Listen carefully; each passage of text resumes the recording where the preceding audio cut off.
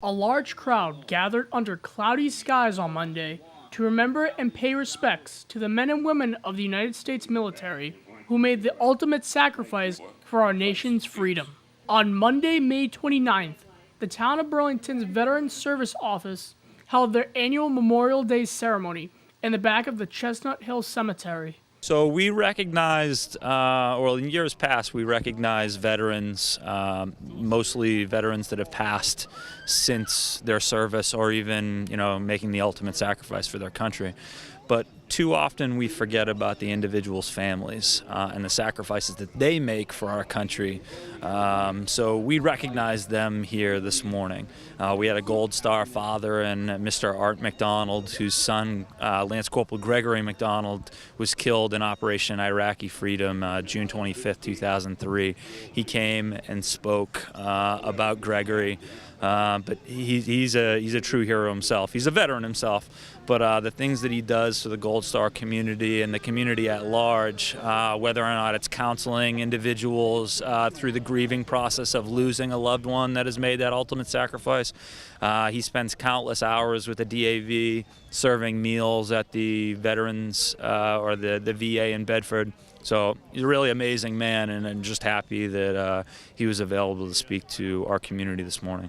Past Veterans Service Director and current Selectman Bob Hogan was at the ceremony, and he thought the service had a wonderful turnout. Oh, it was fabulous. Jennifer and Chris did a great job. The speakers were wonderful. The rain held off. No, it was a good ceremony this year. The keynote speaker at the ceremony was Arthur McDonald, a veteran and a Gold Star father of his fallen son, Lance Corporal Gregory McDonald.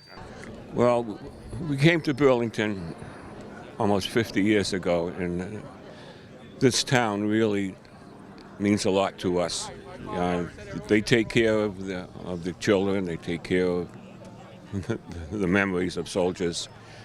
They buried our son in full military honor, and almost everything that they do in Burlington reflects our love for the town.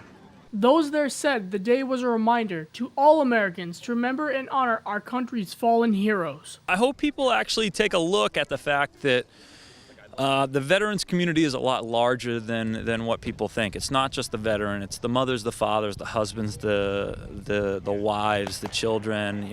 Everybody's really affected as part of the veteran community. So that's what I hope people got away from this, is the fact that